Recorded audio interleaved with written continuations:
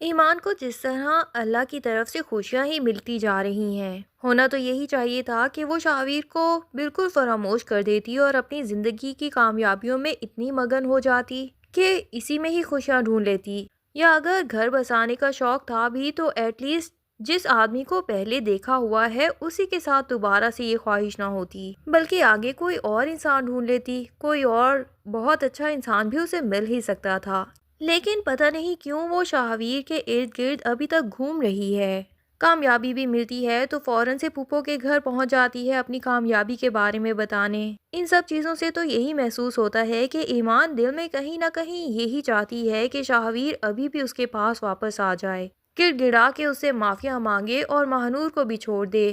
تو شاید ایمان کے دل میں ابھی بھی شاویر کی محبت موجود ہے اور وہ اسے معاف بھی کر سکتی ہے اور اس کے ساتھ دوبارہ سے قدم ملا کے چل بھی سکتی ہے۔ اگر ایسا ہوا تو یہ مجھے بالکل پسند نہیں آئے گا، لیکن ایمان کے ایٹیٹیوڈ سے تو ایسا ہی محسوس ہو رہا ہے۔ میرا دل تو یہی چاہتا ہے کہ ایمان زندگی میں اتنی کامیاب ہو جائے کہ شاہویر خود کو بہت چھوٹا محسوس کرنے لگے اس کے سامنے، اور وہ چاہ کے بھی اس سے معافی مانگ ہی نہ سکے، بلکہ ایمان کی زندگی میں کوئی اتنا اچھا انسان آ جائے جتنا اچھا وہ ڈیزرو کرتی تھی، تاکہ شاہویر کے لیے بھی زندگی بھر کا روگ بن جائے اور اسے پتہ چلے کہ جب کسی کا دل توڑ دیا جاتا ہے تو کیسا محسوس ہوتا ہے، اسپیشلی جب اس دل کے اندر آپ کے لیے بہت زیادہ محبت بھری ہوئی ہو۔ اور شاہویر کے ساتھ ساتھ اس طرح کے سب شوہروں کو پتہ چل جائے کہ محبت کر لینا بہت آسان ہوتا ہے لیکن اسے نبھانا بہت مشکل ہو جاتا ہے۔ ضروری نہیں کہ آپ کی جس سے شادی ہو گئی ہے اس سے محبت ختم ہو جائے اور کسی اور سے محبت پیدا ہو جائے تو آپ اسے چھوڑ کے آگے بڑھ جائیں، بلکہ کبھی کبھی اپنی خوشیوں کی قربانی دینی پڑتی ہے۔ جب اتنی اچھی فیملی آپ کو مل چکی ہو تو یوں باہر منہ نہیں مارنا چاہیے۔ ہاں، ایمان کو اتنی کامیابیاں مل جاتی کہ شاہویر اور اس کے گھر والوں کو جب پتہ چلتا تو انہیں پتہ چلتا کہ شاہویر نے کتنا اچھا ہیرا کھو دیا ہے ایک پتھر کے پیچھے۔ مانور میں ہے ہی کیا، صرف پیسے لوٹنے آتے ہیں یا سارا دن موبائل چلاتی رہتی ہے۔ ٹھیک ہے، شاہویر کے ساتھ گھر بسانا چاہتی ہے اور اسے محبت بھی کرتی ہے، لیکن اس گھر بسانے کے لیے وہ کر ہی کیا رہی ہے؟ نہ تو آج تک اس نے شاہویر کے لیے کھانا بنایا ہے، نہ وہ اس کا کوئی کام اپنے ہاتھ سے کر کے خوشی محسوس کرتی ہے، بلکہ ہر وقت اس سے فرمائشیں ہی کرتی رہتی ہے۔ اور اب تو شاہویر کی وہ والی چاہت بھی مہنور کے لیے ختم ہو چکی ہے کہ وہ اس کے لیے ہر چیز بھلا دیتا تھا۔ اب جب مہنور اسے بتاتی ہے کہ 4 لاکھ کا پروفٹ ہوا ہے تو شاہویر اگلے دن اسے پیسے مانگتا ہے اور مہنور اس کے سامنے پھر سے پہلے جیسے بہانے کرنے لگ جاتی ہے کہ وہ پیسے تو خرچ ہو گئے،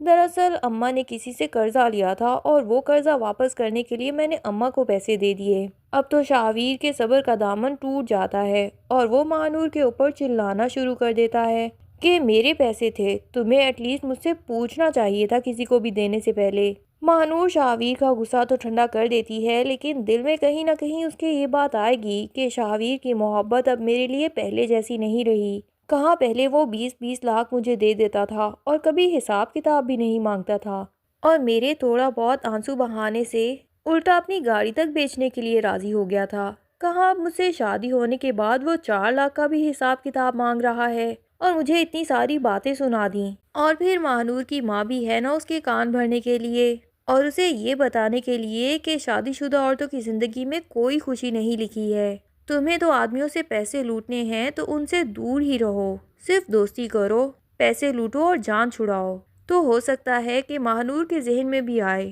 کہ بلا وجہ ہی شادی کے چکر میں شاہویر کے دل سے اپنی محبت بھی ختم کروا لی ہے۔ ویسے بھی مہنور جتنا شاہویر سے کہتی ہے کہ ایمان کو طلاق دے دو، شاہویر اس بات پہ تو راضی ہی نہیں ہوتا۔ تو ہو سکتا ہے کہ مہنور کو یہ اندازہ ہو جائے کہ شاہویر واقعی ہی ایمان سے محبت کرتا تھا، میں ہی بلا وجہ اس کے راستے میں آ گئی، اسی وجہ سے وہ شاہویر کا پیچھا خود ہی چھوڑ دے۔ دوسری طرف فبیہا کی ماں کو بلڈ کینسر ڈائیگنوز ہوا ہے، وہ بھی بالکل لاسٹ اسٹیج پہ، اور بچنے کا کوئی چانس نہیں ہے۔ فبیہا کے والد تو بہت پریشان ہو جاتے ہیں کہ زین بہت چھوٹا ہے، اس کو آخر کون سنبھالے گا۔ فبیہا تو خود بھی اپنے بچے کی وجہ سے بزی ہے، پر جس طرح فبیہا ایک دن کے لیے زین کو ساتھ لے گئی تھی اور مہک بھابی نے اس کو سنبھالا تھا، اور مہک بھابی کے ہاتھ میں آتے ساتھ ہی زین بالکل خاموش ہو گیا تھا، جیسا کبھی وہ اپنی ماں کے ہاتھ میں بھی آنے سے خاموش نہیں ہوا تھا۔ فبیہا کے دل میں یہ بات لازمی آئے گی کہ مہک بھابھی سے زیادہ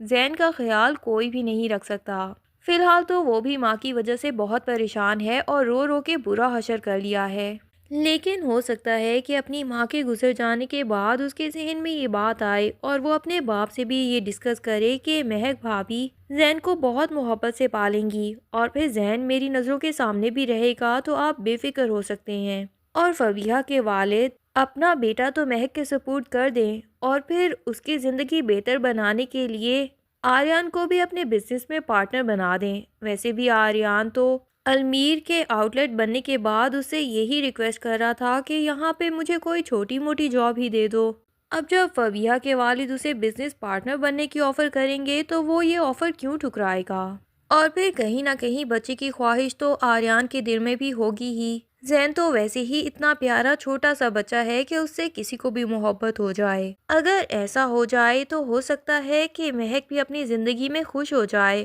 اور پھر جو بلا وجہ کا چڑچڑا پن اس کی زندگی میں آ چکا ہے وہ بھی ختم ہو جائے اور اپنے بھائی راہم کی مسکان سے شادی کے لیے بھی راضی ہو جائے، جس کا اس نے بلا وجہ ہی ایشو بنا دیا ہے۔ ادھر ایمان جب اپنی ساس کو اپنی پروموشن کی اور گاڑی کی خوشخبری سنانے کے لیے سسرال میں پہنچ جاتی ہے تو چلتے چلتے اس کے کانوں میں مہک آپی کی آواز بھی پڑتی ہے، جو آریان بھائی سے یہی باتیں کر رہی ہوتی ہیں کہ میں مسکان کی راہم کے ساتھ بالکل شادی کروانا نہیں چاہتی، لیکن راہم نے بھی ضد پکڑ لی ہے کہ وہ مسکان کے علاوہ کسی سے بھی شادی نہیں کرے گا۔ اب آریان تو مہک کے سامنے مسکان کی تعریف ہی کرے گا کہ وہ میری کزن ہے اور میں اسے بچپن سے جانتا ہوں، وہ بہت اچھی لڑکی ہے، تو تمہیں راہم کی شادی میں بلا وجہ مسئلہ نہیں بنانا چاہیے۔ لیکن مہک یہی کہے گی کہ کزن تو آپ کی ایمان بھی تھی، آپ کے ماں باپ نے بڑے ہی شوق سے اسے بہو بنایا تھا، پر یہاں پہ شاہویر نے خود ہی سب کے سامنے کہا کہ وہ بد کردار لڑکی ہے اور پتہ نہیں کس کے ساتھ گھومتی ہے۔ ایمان جب یہ باتیں اپنے کانوں سے سنے گی تو اسے یقین ہی نہیں آئے گا،